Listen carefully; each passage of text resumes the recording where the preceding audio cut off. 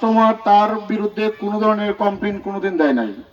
আমি মনে করবো কুড়ের পরের একজন শ্রেষ্ঠ ব্যবসায়ী ছিল, হাসি মাখা মুখ, কারোর সাথে কোনো সময় রাগ করে নাই, বাকি চাইলেও রাগ করে নাই।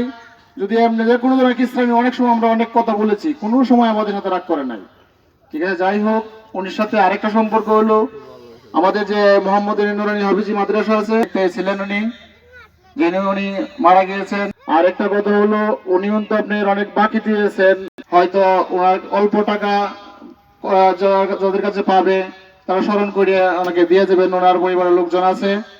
আর একটা কথা হলো, টুকটাক যদি ভুল ভ্রান্তি হইতেই পারে, ব্যবসায়ী ক্ষেত্রে কোনো কারণে যদি কষ্ট দিয়ে থাকে, আল্লাহর হস্তে ওনাকে মাফ করে দিবেন। এই বলে আমার বক্তব্য শেষ করলাম। আসসালামু আলাইকুম।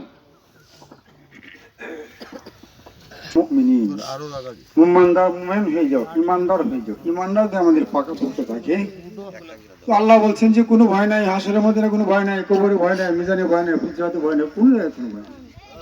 যেন ভাই আমাদের ইমানটাকে পাকাভুক্ত বানাইতে হবে। ইমানটা পাকাভুক্ত হওয়ার জন্য যতগুলো সুরাত আছে মুহাম্মদ সাল্লাল্লাহু আলাইহি ওয়াসাল্লামের তরিকায় আল্লাহ তাআলার হুকুমে এইগুলো আমাদেরকে মানতে হবে। এইগুলা মানার বাইরে আর কোনো কিছু আমাদের নেই।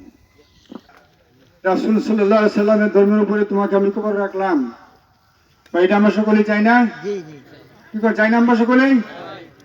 যদি আমরা চাই, আমি যদি 500 টাকা চাই আপনার কাছে, শর্ত হলো যে কিন্তু আমাকে 8 ঘন্টা কাজ করতে হবে, 8 ঘন্টা কাজের পরে 500 টাকা পাইব।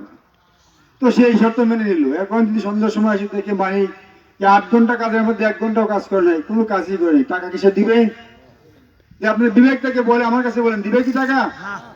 কেউ টাকা দিবে না, কারণ সে কোনো কাজই করে নেই, পারিশ্রমিক টাকা দিবে না। তদ্রুপ ভাবে আমরা যে মিল্লাতে বিশ্রামী খবর রাখতেছি, এই কথাটা আমি বললাম, যদি রাসূলের কাজ যদি আমার মধ্যে না থাকে, রাসূল আমার নেতা, আপনার নেতা, সকলের নেতা, আমরা মুহাম্মদ সাল্লাল্লাহু আলাইহি ওয়াসাল্লামকে ছাড়া অন্য কোনো নেতা মানিও না আর মানবো না। কিন্তু আমি জীবনভর আমি কি করলাম? অন্যান্য নেতার পিছনে আমি ঘুরলাম, মুহাম্মদ সাল্লাল্লাহু আলাইহি ওয়াসাল্লামের পিছনে আমি ঘুরি নাই। আমার জীবনে বক্তব্য দিলাম, মঞ্চে উঠলাম, আমার রাজনীতি, অর্থনীতি, সমাজনীতি, আমার পারিবারিক সব জীবনের মধ্যে আমি মুহাম্মদ সাল্লাল্লাহু আলাইহি ওয়াসাল্লামকে আমি স্মরণ করি নাই। আমি আমার নেতাকে স্মরণ করছি।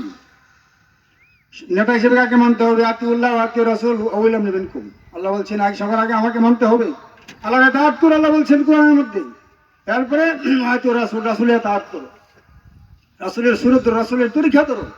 ওয়া উলিল আমরি মিনকুম, এবং নেতার আদেশ মানা ফরজ। কোন সময়?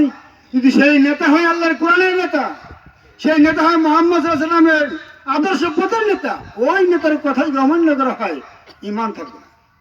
এরকম নেতাকে আমরা বানাইতে পারছি?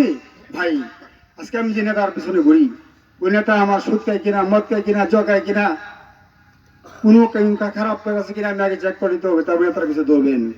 যদি এই পরকাল বিশ্বাস করি থাকেন যে কবরে আমার জবাব দিতে হবে, হাসের জবাব দিতে হবে, নিজের জবাব হবে, তাহলে আগে আপনাকে নেতাকে কোশিশ করে নেতাকে মানতে হবে। এরকম নেতা যার মধ্যে আল্লাহ এবং রাসূলের হুকুম আছে।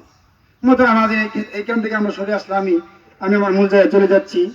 এই দু একটা কথা না বললেই নয় যে আমরা যাদের বিদেশকে দৌড়াই দিই দুনিয়ার মধ্যে, যে বিসমিল্লাহি ওয়া আলা মিল্লাতি রাসূলিল্লাহ যদি পাইতে হয়, মুহাম্মদ সাল্লাল্লাহু আলাইহি ওয়াসাল্লামের তরিকা আমাকে ধরতে হবে, আল্লাহ নিজের প্রতি আমাকে ধরতে হবে। আল্লাহকে পাইতে হলে আল্লাহ নিজের পথ মানতে হবে।